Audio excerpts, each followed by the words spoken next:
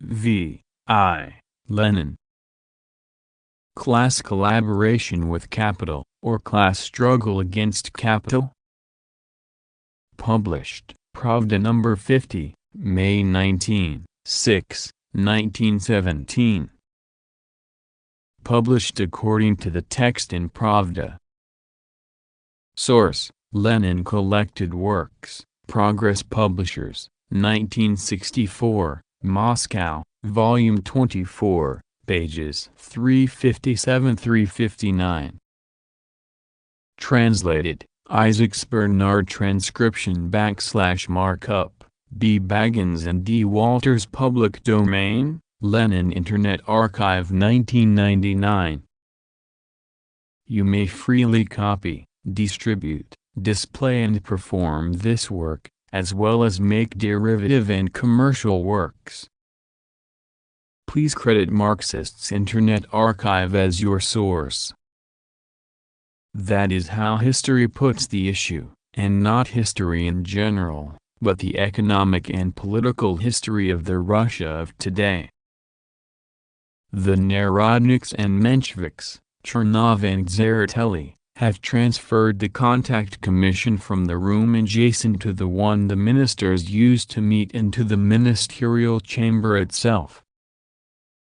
This, and this alone, is the purely political significance of the new cabinet. Its economic and class significance is that, at the best, from the point of view of the stability of the cabinet and the preservation of capitalist domination, the leadership of the peasant bourgeoisie, headed since 1906 by Plekhanov, and the petty bourgeois leaders of the Menshevist workers have promised the capitalists their class collaboration. At the worst, for the capitalists, the whole change has a purely personal or clique significance, but no class significance at all. Let us assume that the more favorable eventuality is the case. Even so, there is not a shadow of doubt that the promisers will be unable to fulfill their promises. We shall, in cooperation with the capitalists, help the country out of its crisis, save it from ruin and get it out of the war. That is what the action of the petty bourgeois leaders, the Chernovs and Tseretelis, in joining the cabinet really amounts to. Our answer is, your help is not enough. The crisis has advanced infinitely farther than you imagine. Only the revolutionary class, by taking revolutionary measures against capital, can save the country, and not our country alone. The crisis is so profound, so widespread, of such vast worldwide scope, and so closely bound up with capital itself, that the class struggle against capital must inevitably assume the form of political supremacy by the proletariat and semi-proletariat. There is no other way out. You want to have revolutionary enthusiasm in the army, citizens Chernov and Tsereteli? But you cannot create it, because the revolutionary enthusiasm of the masses is not begotten by a change of leaders in cabinets, by florid declarations, or by promises to take steps to revise the treaty with the British capitalists. It can be aroused only by acts of revolutionary policy patent to all and undertaken daily and everywhere against almighty capital and against its making profits out of the war. A policy that will make for a radical improvement in the standard of living of the mass of the poor.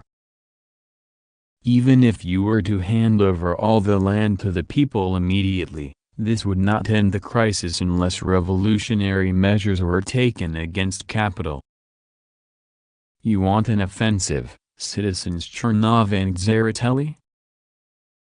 But you cannot rouse the army to an offensive, because you cannot use force against the people today. And unless force is used against them, the people would undertake an offensive only in the great interests of the great revolution against capital in all countries, and not merely a revolution promised and proclaimed, but a revolution actually in process of realization, a revolution which is being carried out in actual fact, and is tangible to all. You want to organize supply, citizens Peshekhanovs and Skoblevs, the supply of goods for the peasants, of bread and meat for the army, of raw material for industry, and so forth. You want control over, and partly even the, organization of, production? You cannot do this without the revolutionary enthusiasm of the proletarian and semi-proletarian mass. This enthusiasm can be aroused only by taking revolutionary measures against the privileges and profits of capital. Failing this, your promised control will remain a dead, capitalist, bureaucratic palliative. The experiment at class collaboration with capital is now being made by the Chernovs and Tseretellis, and by certain sections of the petty bourgeoisie, on a new, gigantic, all-Russia scale. All the more valuable will be its lessons for the people, when the latter become convinced, and that apparently will be soon, of the futility and hopelessness of such collaboration. Notes